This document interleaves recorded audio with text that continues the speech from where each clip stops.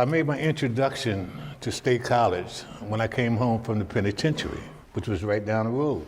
I had been there for 26 years.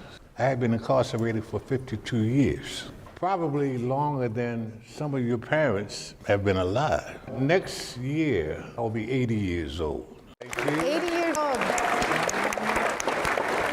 I was sitting in your seats because I was a student in Sam's class, Social 19. I'm going to get my degree in rehabilitation human services next year when I turn 80 years old. That was my plan. And I started on this plan over 50 years ago. When I was at Graterford Penitentiary, I first walked in as someone younger than you, looked about and said, "When the hell am I?" What led up to that?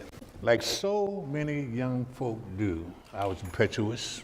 I kept doing what other folk wanted me to do. I was involved in a situation that cost someone their life. Even though it was unintentional, it still happened. And I rue that to today. I had to pay a penalty for that. I was sentenced in Pennsylvania to a life sentence.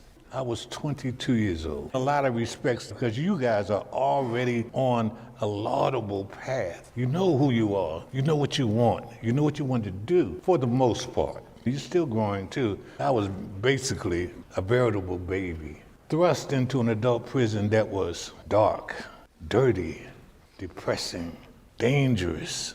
It was all of those things and more.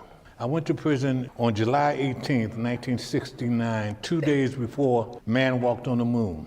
Something as climactic as humanity, human beings traveling to the moon and back and stepping onto the moon. Something as gigantic as that. We didn't hear about it in the penitentiary till 2 years later. Everyone in the world heard about this. If you were in the penitentiary, you didn't hear about it. Why? There was no radio in the penitentiary in those days. No television, no periodicals, no magazines, no newspapers, no books, with one exception. There was the Bible in your cell. But the penitentiaries were closed off to reality. If you were in there, you were like an insect 20 million years ago that had been trapped in amber. Your movements became slower and slower as the world around you crystallized and solidified until you were stuck like this in the midst of degradation, pain, and torment.